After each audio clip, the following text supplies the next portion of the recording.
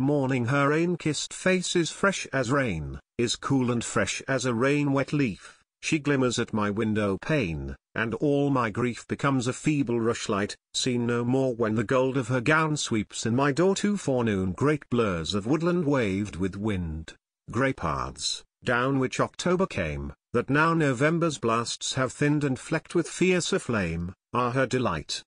She loves to lie regarding with a grey-blue eye the far-off hills that hold the sky, and I lie and gaze with her beyond the autumn woods and ways into the hope of coming days, the spring that nothing shall deter, that puts my soul in unison with what's to do and what is done. 3 noon wild grapes that purple through leaves that are golden, brush fires that pillar blue woods, that, enfolden deep in the haze of dreams, in resignation give themselves up, it seems, to divination. Woods, that, ablaze with oak, that the crow flew in, gaze through the brushwood smoke on their own ruin, and on the countenance of death who stalks amid their miles, while to himself he talks and smiles, where, in their midst, noon sits and holds communion with their greys and golds, transforming with her rays their golds and greys, and in my heart the memories of dead days. For afternoon wrought in hues of blood and bronze, like some wild dawns, make fierce each leafy spire of blackberry briar,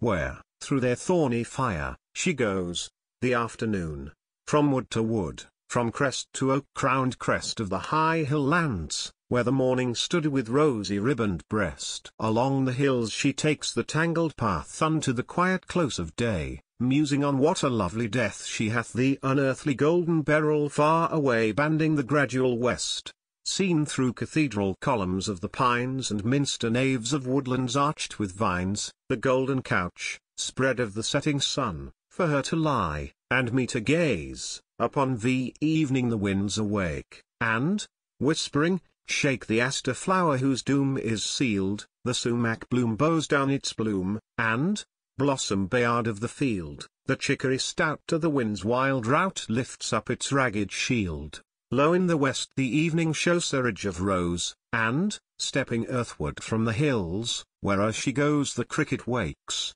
and all the silence spills with reed-like music shaken from the weeds. She takes my hand and leads softly my soul into the fairyland, the wonder world of gold and chrysolite. She builds there at the haunted edge of night vine night autumn woods. The winds tramp down sowing acorns left and right, where, in rainy raiment, night tiptoes, rustling wild, her gown dripping in the moon's pale light. In the moonlight one that hurries trailing now a robe of cloud now of glimmer, ghostly browed, through the leaves whose wildness scurries, and whose tatters swirl and swarm round her in her stormy starkness, she who takes my heart that leaps, that exults, and onward sweeps, like a red leaf in the darkness and the tumult of the storm.